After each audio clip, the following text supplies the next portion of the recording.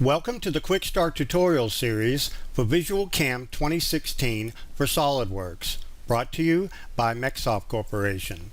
Today we'll be demonstrating the Turn module. Let's begin by opening the part model in SolidWorks. From the SolidWorks main menu, select File and then Open. Locate the VisualCAM Quick Start folder shown here. Then select the SolidWorks part file named Turn Quick Start Tutorial and then pick Open. The CAM browser window is automatically loaded and appears in the Feature Manager as a separate tab called the VisualCAM 2016 tab. You will also see the VisualCAM 2016 tab in the Command Manager and under the menu bar in SolidWorks. Select this tab and make sure that Turning Browser is selected from the menu. Now you will see two dialogs, the Machining Browser and the Machining Objects Browser, displayed in the CAM browser window of the Feature Manager. Drag the CAM browser to the right to see all of the CAM browser ribbon bar. We will perform the following basic steps in machining this model. First, we'll define the machine and the post-processor to use. Then we'll define the part, stock geometry, material, and the work zero. Then we'll create and select a tool to use for machining. We'll create the machining operations, including the feeds and speeds, the clearance geometry, and other cutting parameters. Then we'll generate the tool paths, simulate the tool paths, post-process the tool paths, and generate shop documentation. Let's start by defining the machine to use for this job. From the Program tab, select Lathe to display the dialog. Select the Turn Machine Setup tab and then set Maximum RPM to 10,000. Pick OK and notice that the machine lathe now appears under Machining Job in the Machining Browser. Next, we'll define the Post Processor. From the Program tab, select Post to display the dialog. For the current post processor, select FNUC from the list of available posts. Then, set the posted file extension to NC. Other file extensions are available depending on your machine requirements. Pick OK and notice that the post type now appears under the machining job in the Machining Browser. Now we'll define the part geometry. From the Program tab, select Part to display the dialog. Pick the Select Surfaces button. The dialog is minimized and allows us to select part objects. Press Ctrl-A to select the entire 3D solid and then pick the OK checkmark icon from the Selection Property Manager. The dialog reappears and lists the selected surfaces under Selected Machining Features. Now pick Save. The part is now defined and listed under the machining job in the Machining Browser. Now switch to the front view. You can see the actual 2D profile that was created to use in toolpath computations. In this step, we will define the raw stock from which to cut the part. First, switch back to the isometric view. Then, from the Program tab, select Stock, and then select Cylinder Stock from the menu to display the dialog. Under Outer Dimensions, set Radius R to 1.5 and length L to 3.25. Pick OK and notice that the stock type now appears under the machining job in the Machining Browser. If the stock does not display on the screen, select the Stock Visibility icon at the base of the Machining Browser. Once the stock model is created, you can move it in alignment with the part if needed. From the Program tab, select Align. For Z alignment, select Right, and then pick OK. The stock is now aligned to the right side face of the part geometry in the Z-axis of the lathe. Next, we'll set the material for the stock geometry. From the Program tab, select Material to display the dialog. For material, select Aluminum-6061 from the list of available materials and then pick OK. If the material texture does not display on the stock, select the Material Texture Visibility icon located at the base of the Machining Browser. Now, let's discuss the machining setup. The setup icon displayed in the job tree defines the Turn Machine Coordinate System, or MCS, and is defined automatically. CNC turning centers, or lathes, use the Cartesian coordinate system for programmed coordinates.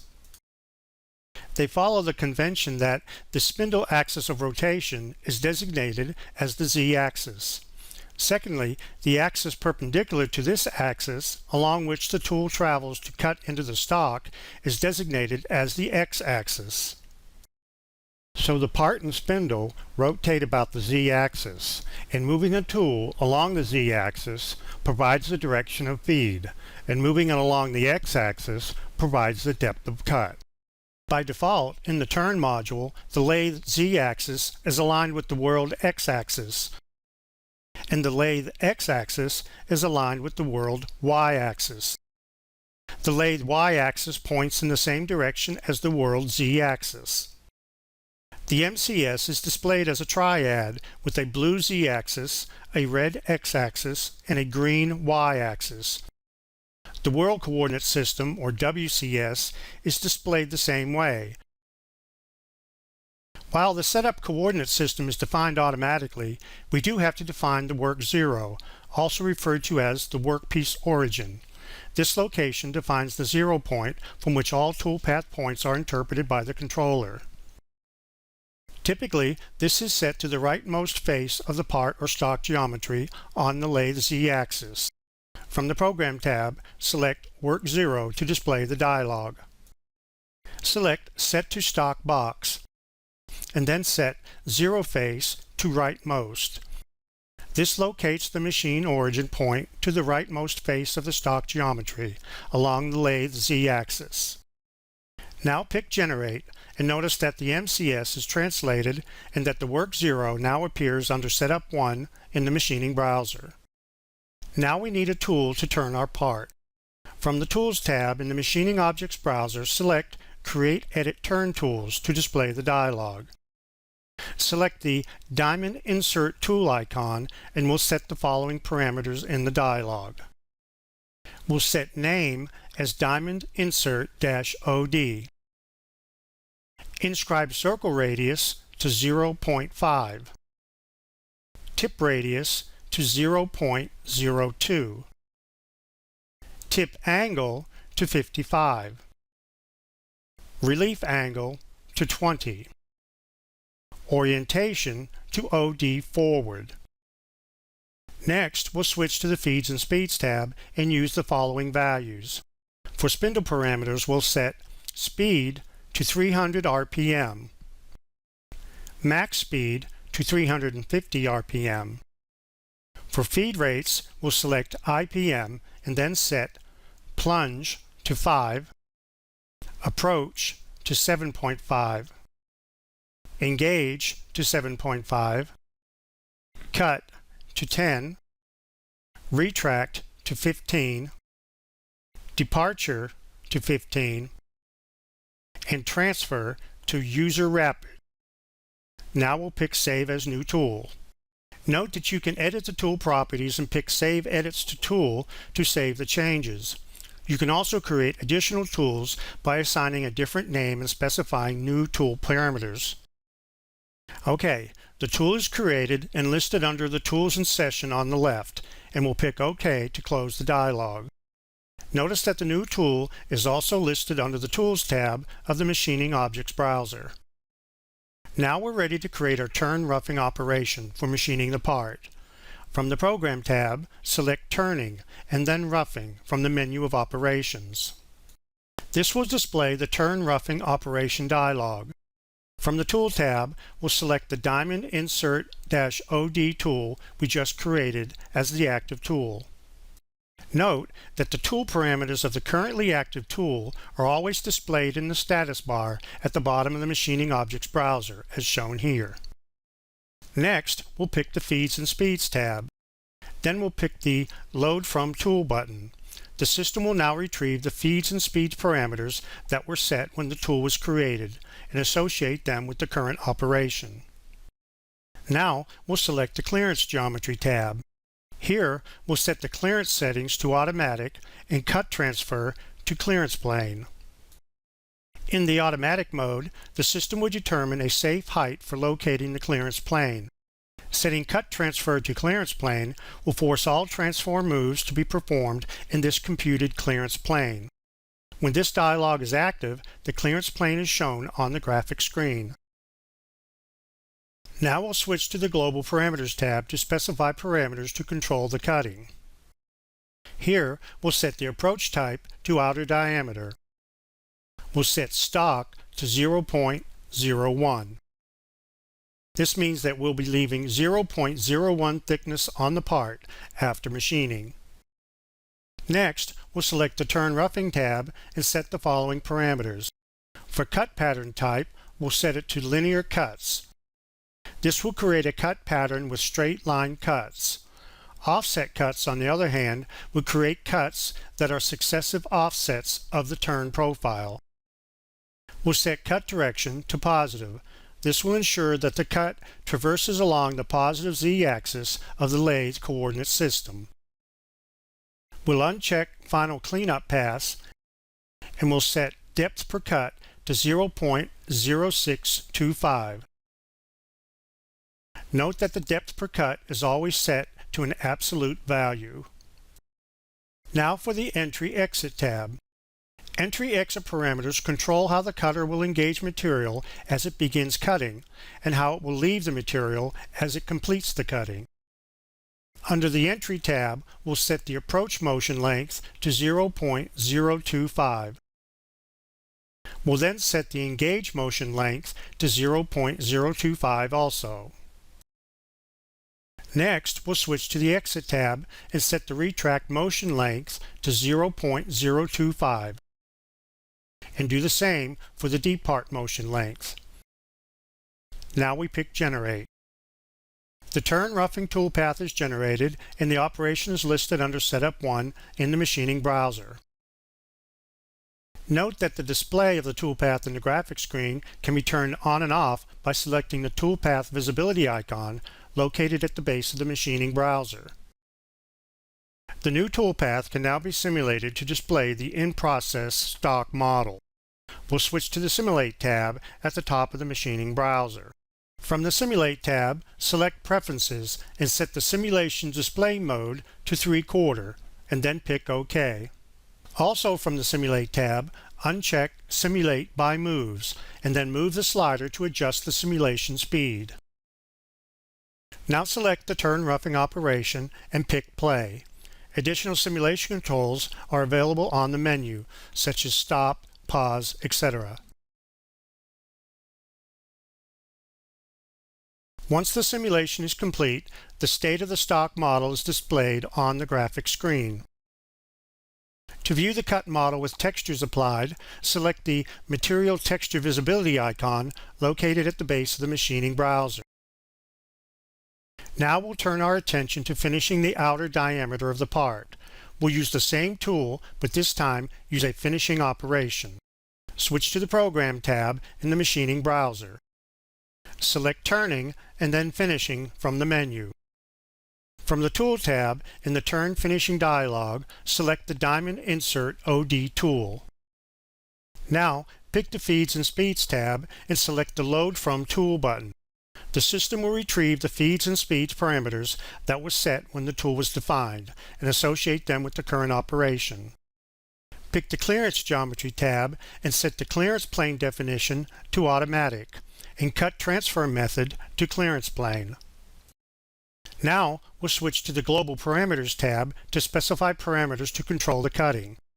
Set the approach type to outer diameter and stock to 0.